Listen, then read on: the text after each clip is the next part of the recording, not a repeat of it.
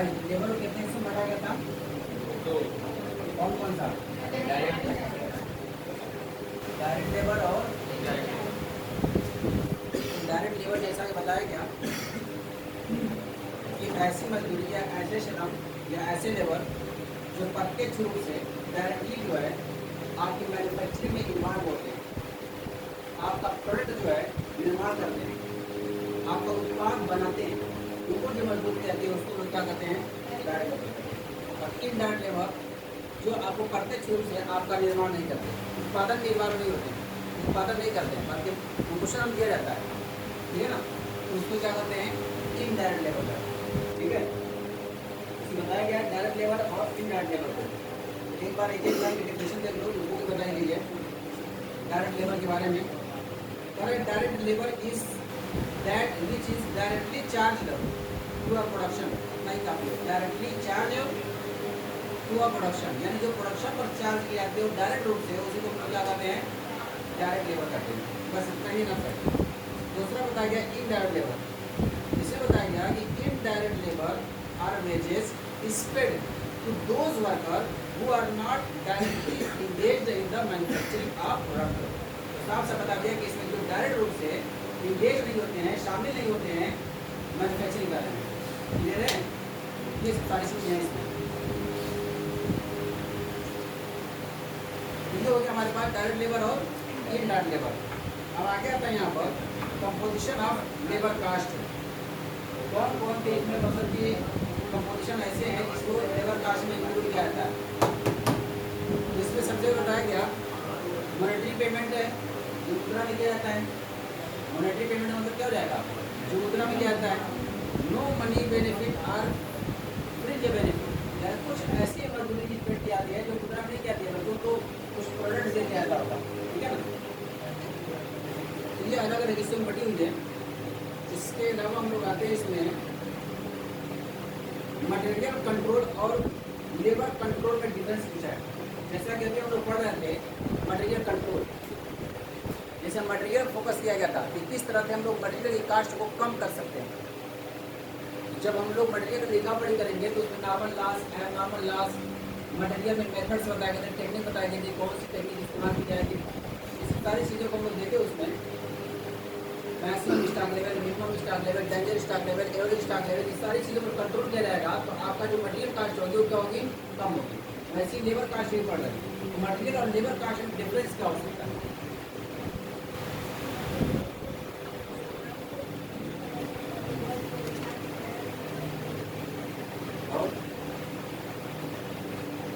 Material और labour, देखो material जो है ये एक तरह से हमारा क्या होता है? रॉ मटेरियल होता है, सामग्री होती है, कोई वस्तु होती है। और लेबर जो है ये क्या होता है? मानव शक्ति होती है, ह्यूमन पावर होता है, ये ह्यूमन कैपेसिटी होती है, यानी कि उसमें लोग लगते हैं। मटेरियल क्या है? निर्जीव चीज होती है और लेबर क्या है? जीवित चीज होती है। बस नहीं, मटेरियल क्या है? एक निर्जीव चीज है, लेकिन लेबर क्या है? ये जीवित चीज होती है, ठीक है ना। ये सब डिफरेंस उसमें लिखा हुआ है, इस तरह का एग्जाम में आता नहीं है। और उसके अलावा आता है हमारे पास लेबर कास्ट कंट्रोल प्रोसीजर। कैसे मतलब लेबर कास्ट को कंट्रोल किया जा सकता है, ठीक है ना। तो सबसे पहले यहाँ पर लिखा है मटेरियल प्रोसीजर, मटेरियल प्रोसीजर। तो उसमें देखो मैनेजरियल प्रोसीजर, तो मैनेजरियल प्रोसीजर में क्या क्या लिखा है? Production planning. सबसे पहले आप प्रोडक्ट जो बनाने वाले हैं उसकी प्लानिंग करें, कितना यूज चाहिए, कितना हजार चाहिए, कितना मटेरियल चाहिए और कितने लेबर की उसमें जरूरत पड़ेगी।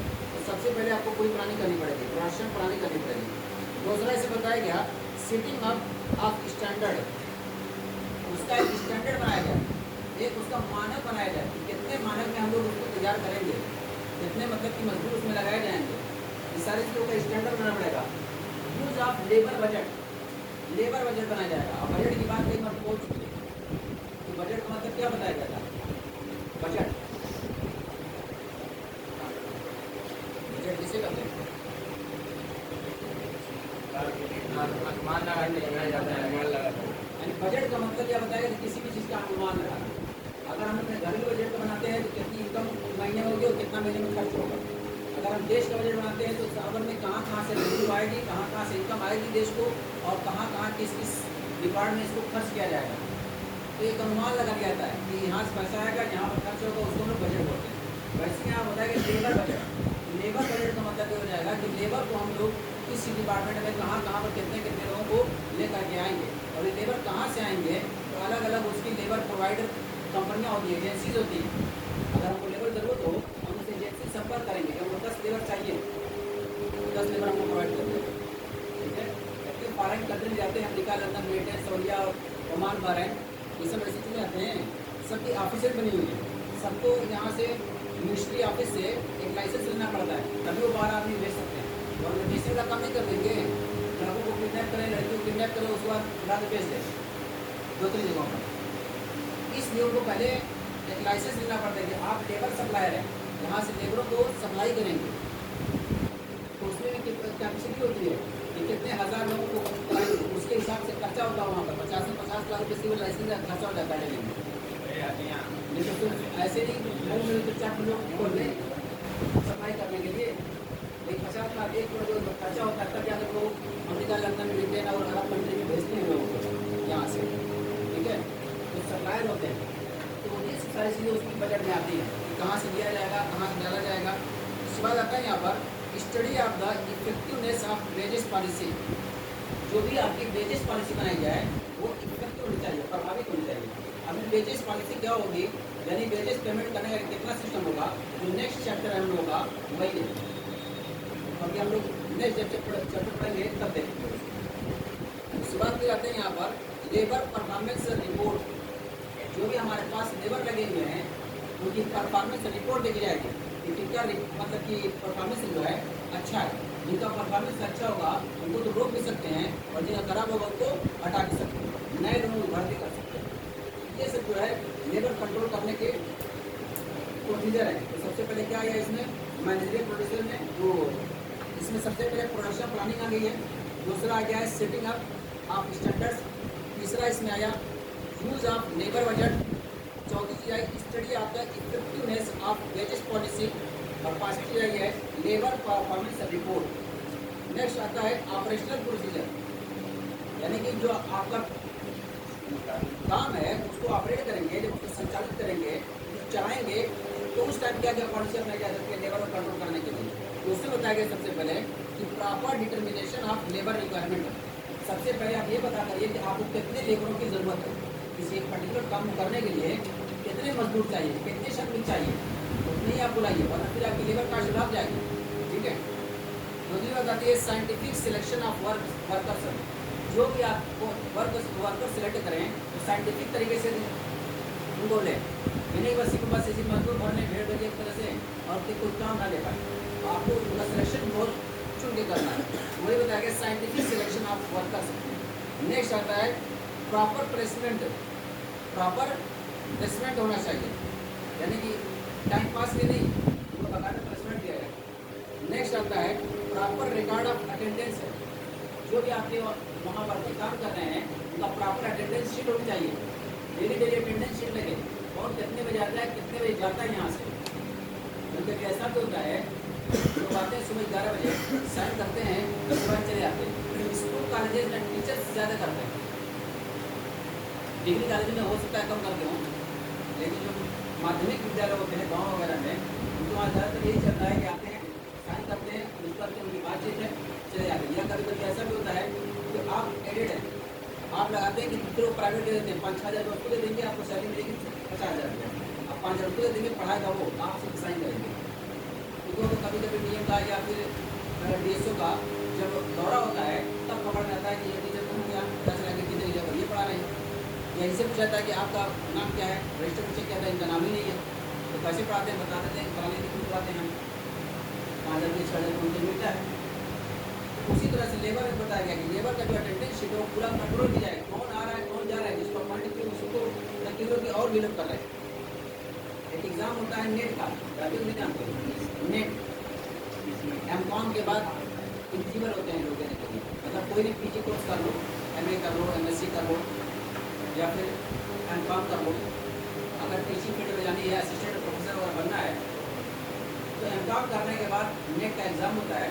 नेट देने के बाद किसी भी डिग्री कॉलेज में हम लोग एज ए असिस्टेंट प्रोफेसर के तौर पर पढ़ा सकते हैं।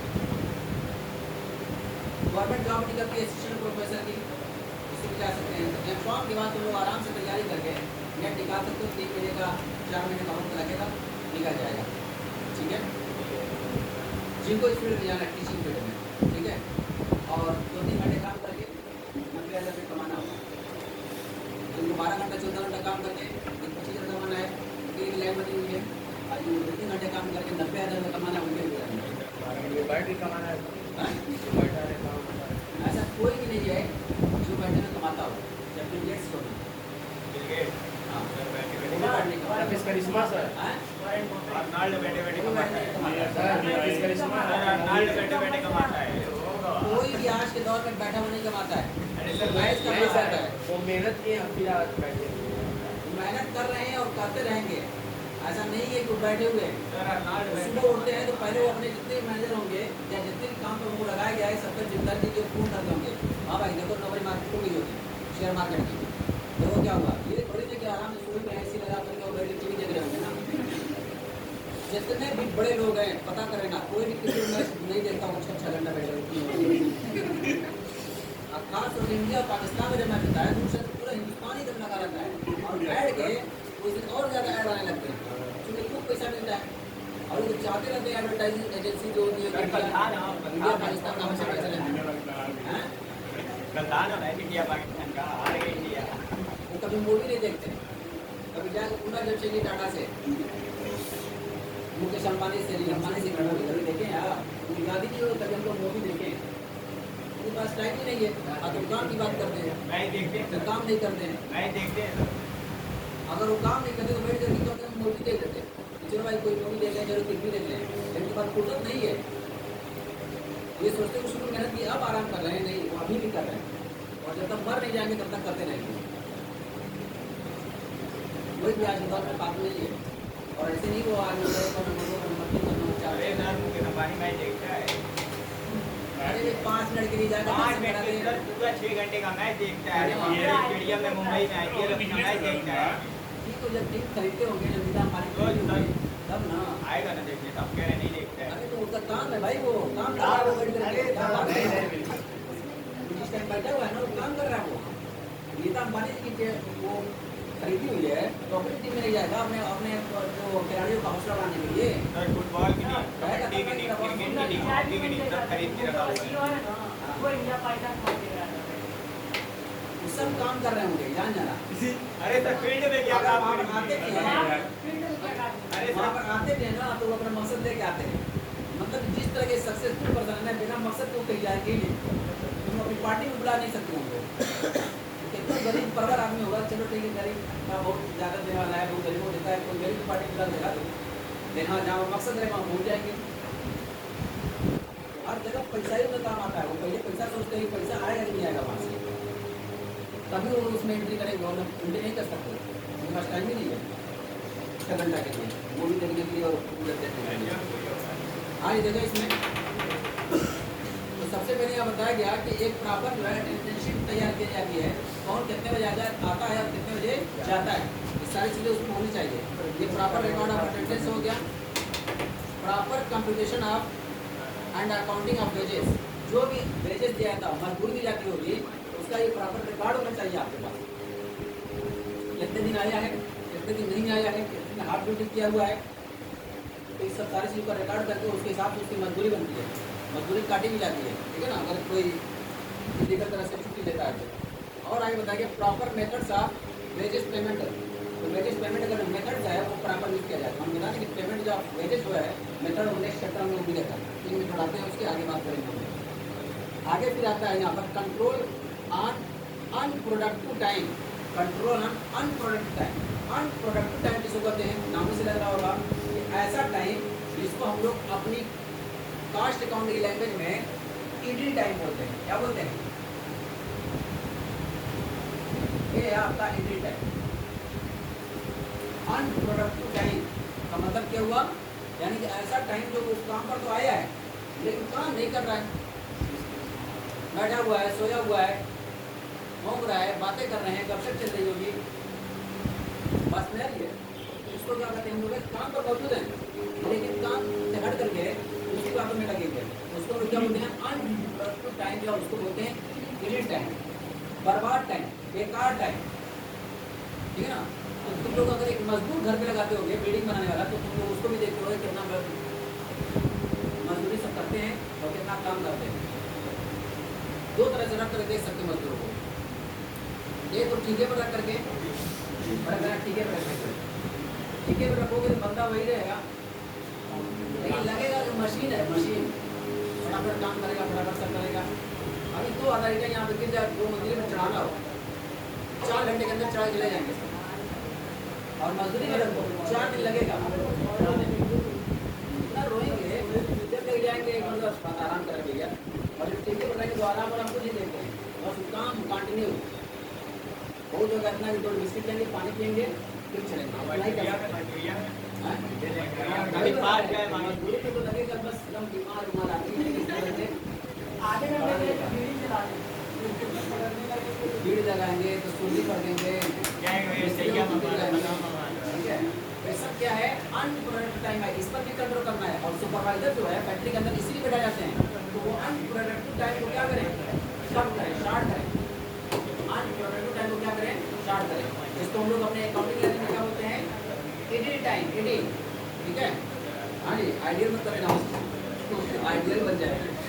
हाँ जी, देखें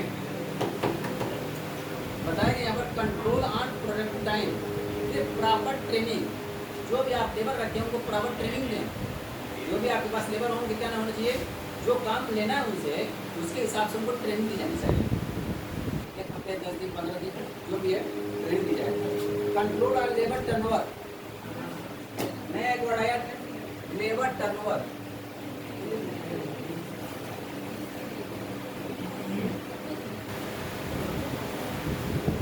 लेबर टर्नओवर किसे कहते हैं, फिजिक्स का आगे टॉपिक आने वाला है, तो यहाँ बता दूंगा तो हम लोग यही खत्म करके आगे बढ़ जाएंगे। ये भी टाइम बता दिया गया, बर्बाद टाइम, बेकार टाइम, कि लेबर आते हैं अभी काम नहीं करते और बर्बाद कर देते हैं। 8 घंटा ड्यूटी है तो 7 घंटा काम करते हैं, 1 घंटा तो बर्बाद हो जाता है। तो उस पर कंट्रोल किया जाता है कि वो किसी भी तरह से टाइम को हम लोग यूटिलाइज करा सकें, वो होता है एडिट टाइम। लेबर टर्नओवर किसको कहते हैं, टर्नओवर जानते हो किसको कहते हैं, टर्नओवर, सिर्फ टर्नओवर किसको कहते हैं, टर्नओवर। हाँ,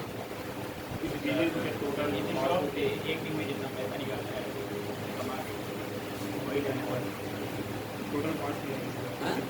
बिजनेस में टोटल कॉस्ट महीने में कितना कमाता है, साल में एक महीने लगता है वही करता है। कमाई और कोई टर्नओवर। देखो लोगों ने बताया कि भाई जो कमाई होती है 1 साल की, 1 महीने की, 6 महीने की, 3 महीने की जो है कमाई, उसको हम क्या कहते हैं, टर्नओवर कहते हैं। प्रॉफिट किसे कहते हैं, प्रॉफिट किसे कहा जाता है, अगर टर्नओवर उसी को कहते हैं कमाई को, तो प्रॉफिट किसे कहा जाता है, प्रॉफिट जो टर्नओवर टर्नओवर निकलता है, प्रॉफिट जो मतलब जितना भी आप सामान वामान लाए रहते हैं मटेरियल, उसका अलग से खर्चा निकाल के जो खर्चा हुआ रहता है वो बचता है, प्रॉफिट टोटल जो कॉस्ट होती है, प्रॉफिट लॉस या बिजनेस टोटल समझती है।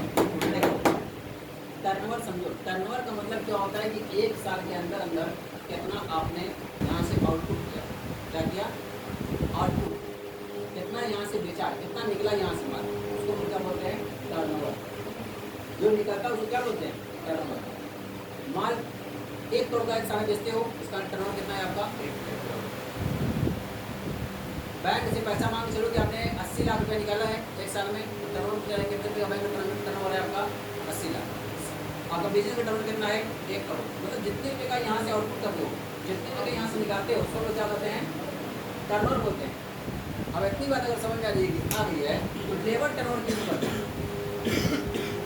1 साल के अंदर अंदर कितने लेबर यहाँ से निकाले गए या कितने निकल के चले गए, मतलब आउटपुट, यहाँ से कितने आउट हुए लेबर, उसको क्या बोलेंगे, टर्नओवर। कितने आते हैं उससे मतलब नहीं है, जाते कितने हैं उससे मतलब है, ठीक है। तो 1000 अगर लेबर किसी का वर्ष में है, 250 लेबर यहाँ से निकाल दिए गए या निकल गए रिटायरमेंट लेकर के, तो टर्नओवर कितना हो जाएगा, 250 लेबर का हो जाएगा, क्लियर सबको है। तो आउटपुट से जो चीज़ निकलती है यहाँ से उसी को हम लोग टर्नओवर बोलते हैं। ध्यान देना, चाहे सेल हो, चाहे बैंक से पैसा निकालना हो, चाहे लेबरों को निकालना हो या निकालते हो, ये जो भी यहाँ से आउट हुआ उसको हम क्या बोलेंगे टर्नओवर। तो लेबर टर्नओवर की भी बात करनी है हम पर, ठीक है। तो अब इसको दिखाते हैं बुक में, कंट्रोल ऑन लेबर टर्नओवर। इसे बताया गया कि there is high rate of labour turnover it increase labour cost unnecessary, so efforts should be made to keep labor turnover within reasonable time limits। तो बता रहा है कि लेबर टर्नओवर पर भी कंट्रोल करना पड़ेगा। यानी अगर किसी साल में बहुत ज़्यादा लेबर आ रहे हैं और जा रहे हैं, जाहिर सी बात है कि जब निकलेंगे तो उनको नई भर्ती करनी पड़ेगी। जब नई भर्ती करेंगे तो ट्रेनिंग पर स्पेशल ज़्यादा खर्चा हो जाएगा, तो इस पर कंट्रोल करने की ज़रूरत है, ठीक है। और आगे चलते हैं, कंट्रोल ऑन एब्सेंटिज्म, मतलब उनकी गैर हाजिरी पर जो है कंट्रोल किया जाए, एब्सेंट कम रहे, गैर हाजिरी कम रहे, ठीक है ना। सिवा भी लिखा गया time and motion study, time and motion study भी की जाए, यानी कितना वो आते हैं, कितना मूव करते हैं, कितना आते जाते हैं, इस पर भी नजर रखने की होता है। और अगर ये हो गया ऑपरेशनल प्रोसीजर, तो क्या क्या इसमें आया, proper determination of labour requirement, scientific selection of workers, proper placement, proper record of attendance, proper competition and accounting of wages, proper methods of wages payment, control on unproductive time, proper timing, control on labour turnover, control and absenteeism, time and motion study और other भी हो सकते हैं इसमें। इसके बाद आता है ऑर्गेनाइजेशनल प्रोसीजर। ऑर्गेनाइजेशनल प्रोसीजर यानी जो आपका संगठन है, जो आपका ऑर्गेनाइजेशन है, उसमें कौन कौन सी प्रक्रियाओं से हम लोग लेबर को कंट्रोल कर सकते हैं, ठीक है। तो उसके बारे में बताया गया इसमें, जैसे बताया गया engineering and works study department, एक अलग से डिपार्टमेंट होना चाहिए जिसमें स्टडी की जाती हो और रिसर्च किया जाता हो, तो उसमें इंजीनियर वगैरह रहेंगे, ठीक है। दूसरा बताया गया टाइम कीपिंग डिपार्टमेंट, टाइम को कंट्रोल करने वाला हो और तो सिर्फ और टाइमिंग को फोकस करे, ठीक है।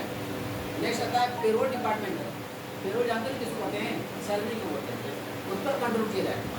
नेक्स्ट बताया कास्ट अकाउंटिंग डिपार्टमेंट, कास्ट को दर्ज करने वाली, कास्ट को रिकॉर्ड करने वाली भी एक डिपार्टमेंट अलग से होना चाहिए। ये सब ऑर्गेनाइजेशनल प्रोसीजर बताया गया है। तो इसका मतलब labour cost control procedure, labour cost control procedure 3 हिस्सों में बटा हुआ है। कौन कौन सा, सबसे पहले मैनेजरियल प्रोसीजर, दूसरा बताया गया यहाँ पर ऑपरेशनल प्रोसीजर, और तीसरा बताया गया ऑर्गेनाइजेशनल प्रोसीजर, ठीक है ना। तो मैनेजर प्रोसीजर में करीब पॉइंट आया 5, इसी तरह से ऑपरेशनल प्रोसीजर में पॉइंट आया 12 और इसी तरह से ऑर्गेनाइजेशनल प्रोसीजर में पॉइंट आया 5, ठीक है ना। ये अलग अलग पॉइंट सबको बताया गया। ये था हम लोगों का लेबर कास्ट कंट्रोल प्रोसीजर। तुम लोगों से पूरी पूछता है 10 नंबर में लेबर कास्ट कंट्रोल प्रोसीजर क्या है, तो इसको यही 3 से बांट देना, मैनेजरियल, ऑर्गेनाइजेशनल और उसमें ऑपरेशनल, क्लियर है। 3 से इसको बांट देना।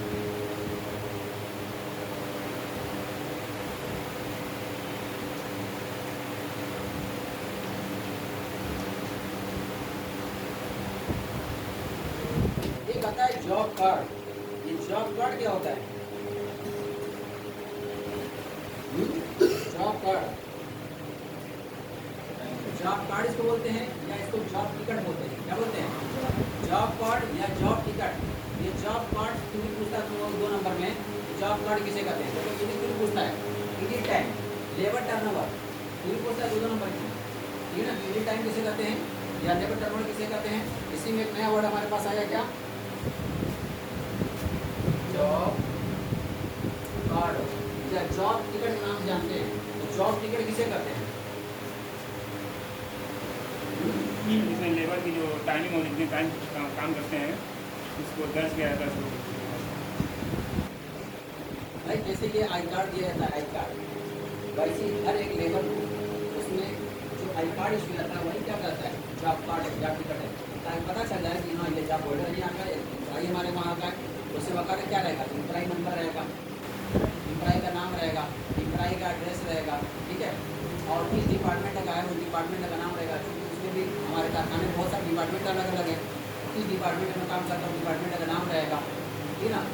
ताकि उसी के हिसाब से जो जॉब कार्ड पर नंबर दिया रहता है, एम्प्लॉई नंबर, उसी के हिसाब से उसकी सैलरी टाइमिंग सब मेंटेन की जाती है।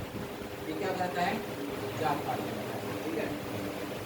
तो देखो इसमें लिखा है the job card otherwise known as job tickets और job time report job time report are prepared, one for each job separately and are allotted to each worker, stating thereon the job number or the operation number, name of the worker, name of the department, description of the job, operation to be completed, standard hours fixed for the job, etc. When a worker takes up to the job card bearing the job number is given to him. इस तरह से बताएगी कि जो card provide किया है उसमें timing उससे नोट की जाती है, उसमें क्या क्या चीज़ आती है, तो नाम है, एड्रेस है, डिपार्टमेंट है और वर्कमैन नंबर है, ये सारी बातें उसमें रिकॉर्ड करती है। वही क्या करा था इसमें जॉब कार्ड करा था। तो आज का देखते हो सबको मिलता होगा। और आज कल एक स्मार्ट कार्ड आ गया जॉब के लिए, जॉब कार्ड स्मार्ट कार्ड, जैसे हम लोग बात आधार कार्ड होता है या फिर उसमें पैन कार्ड होता है, वैसी कंपनियाँ आज कर रही है क्या स्मार्ट कार्ड। अब अगर पहले क्या रहता था कि अटेंडेंस अगर देना है तो अटेंडेंस के लिए अलग से डिपार्टमेंट था, वहाँ पर जाने दें कितने बजे से कितने बजे तक कौन कर रहा है काम, ठीक है, और कितने बजे आ रहा है कितने बजे जा रहा है, उसको डिपार्टमेंट में जाना पड़ता था। हम क्या है कार्ड लगा देते, यानी जब डिपार्टमेंट में एंट्री करोगे, जब डिपार्टमेंट में हम लोग एंट्री करेंगे तो कार्ड का होगा एक मशीन लगाना होता है। जब तक हम लोग मशीन में लगाएंगे नहीं तब तक गेट खुलेगा नहीं अंदर जाने वाला, तो मशीन में लगाना पड़ता है। और जब उसमें से निकलना भी होगा तब भी वहाँ मशीन में उस कार्ड को डालेंगे, जैसे एडीए काटते हैं हम लोग हैं वैसे उसको डालेंगे तब वो निकलेगा। तो इससे क्या होगा, जैसे ही इसमें डालेंगे तुरंत तो टाइम रिकॉर्ड हो जाएगी, कितने बजे आए हो, क्या नाम था, मतलब की सारी डिटेल आपकी उसमें हो जाएगी अपने से। उधर से निकलोगे तभी तो उसमें एक मिनट का टाइम रिकॉर्ड रहेगा। तो इसलिए अगर कोई टाइम नहीं आता है या टाइम नहीं आता है तो जो डिपार्टमेंट होगा रिकॉर्ड करने वाला वो ऑटोमेटिक वहाँ से लिस्ट मंगवा लेगा, लिस्ट दे देगा कौन कितने बजे आया कितने बजे गया और कितनी बार वो आया गया। कभी कभी ऐसा भी होता है ड्यूटी पर आते जाते रहते हैं, निकल गया बाहर चाय पान करने के लिए, थोड़ा नाश्ता करने के लिए, फिर अपना एंट्री किए, कितनी देर में आए, कितनी देर में गए, ये सारी बातें इसमें रिकॉर्ड करती है। हर वक्त जाकर वहाँ डिपार्टमेंट में दिखाना नहीं है, वो टेक्नोलॉजी के थ्रू सब क्या हो जाता है रिकॉर्ड हो जाता है। वो क्या है आपका स्मार्ट कार्ड है, ठीक है। जॉब कार्ड ही तरह से होता है वो, देखो उसका प्रोफार्मा जो है जॉब कार्ड जो मैनुअल बनाया जाता है तो ये दिया हुआ है तुम लोग पास, किताब अगर होगी देख सकते हो तुम लोग, उसमें सब क्या लिखा हुआ है। यानी एक तुम लोग बताया था मटेरियल में बिल कार्ड बताया गया था, बिल कार्ड, तो बिल कार्ड में क्या बताया गया था, उसमें मटेरियल जो रखा गया है जिस बिल में जिस अलमारी में उसमें पूरी डिटेल आती है कि क्या इसमें मैक्सिमम स्टॉक है, क्या मिनिमम स्टॉक है, क्या ऑर्डर स्टॉक है, क्या डेंजरस लेवल है और कौन सा मटेरियल है, मटेरियल का नंबर क्या है, किस कलर का है, सारी डिटेल जो मटेरियल के बारे में लिखी रहती है तो क्या कहता है बिल कार्ड। वैसे लेबर के बारे में इन्फॉर्मेशन लिखी गई है जिसमें कब आता है कब जाता है, क्या नाम है, क्या नंबर है, क्या ड्यूटी डिपार्टमेंट लगा है, तो क्या कहलाएगा आपका लेबर कार्ड है, क्लियर है। उसी को लोग जॉब कार्ड के नाम से बोलते हैं या जॉब टिकट के नाम से बोलते हैं, ठीक है। ये सब इसी का प्रोफार्मा दिया हुआ है।